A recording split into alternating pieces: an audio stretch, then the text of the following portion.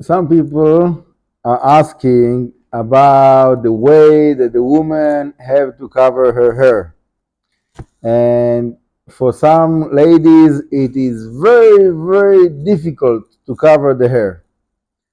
And there's so many discussions and different customs and this way and that way. So I want to give a few points, and like many other subjects I'm speaking about, I'm not trying to cover the whole subject because it's a very big subject. And I can tell you that I know personally rabbis that are learning and researching this subject for years. How should be the cover of the hair of a married woman according to the halacha, according to the Jewish law. So the basic understanding that it says in the Torah about a woman that she's not behaving according to the Jewish law, and there's a whole long process of what happens there. But in the end of the process, she gets to the mikdash, to the Bet HaMikdash, and the Kohen there is revealing her hair. Uparat Rosh Aisha, it says in the Torah. So the sages are learning from here, they're learning that all the other times the hair have to be covered. Only in that case, there's a special situation, certain thing that now they have to reveal the hair of this woman, that she was not acting properly. So all the other times, the hair have to be covered. Now, obviously, when she goes to the shower or something like that, so she doesn't have to cover the hair. So when she's in a very private situation, like I said, in the shower or with her husband or something like that, so she doesn't have to cover her hair. There is ladies, they do. Not in the shower maybe, but with the husband. So there is many different levels. Okay, there is ladies that in the house they will be without cover of the hair, and only outside they will cover the hair. But it says clearly in few sources, also in the Zohar, also in the Gemara, that the right thing is that the woman will cover the hair also in the house, also when there's no one else around. And the reason, according to the Kabbalah, is that the chitzonim, the external forces, are able to grab the abundance that is connected to the hair of the woman if it is not covered. So when a woman is covering her hair, she's basically protecting the abundance of herself and her family. And as much as it will be more covered, they will have more protection.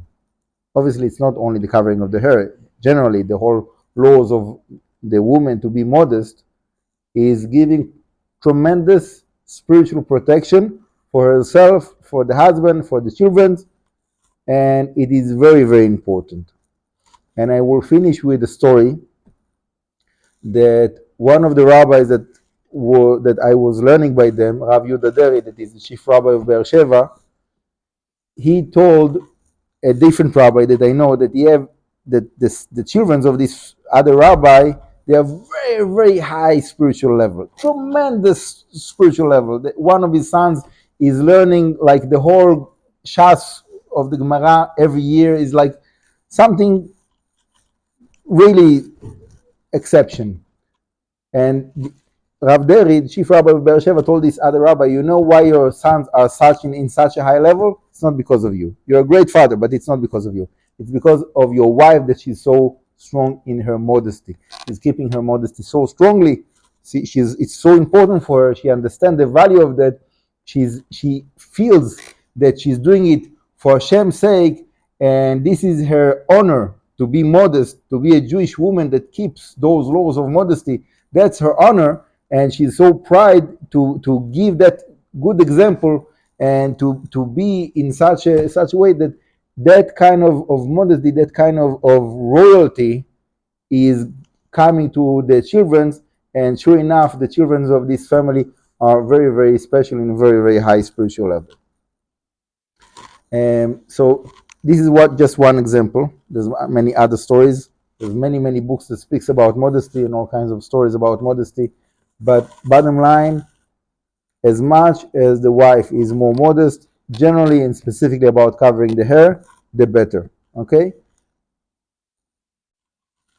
There is another time maybe we'll speak about different styles of how to cover the hair, this kind of cover, that kind of cover, but the basic understanding that somehow the hair have to be covered, the woman should be modest, and as much as she's able to get over that lust of being not modest, which is a tremendous yetzer hara for a woman to attract that attention. So as much as she's giving up on that tendency of attracting attention to her, and she's letting go of that, and she understands that her glory is internal and not external, that is the source of success of a Jewish house. Baruch Adonai leolam, amen v'amen.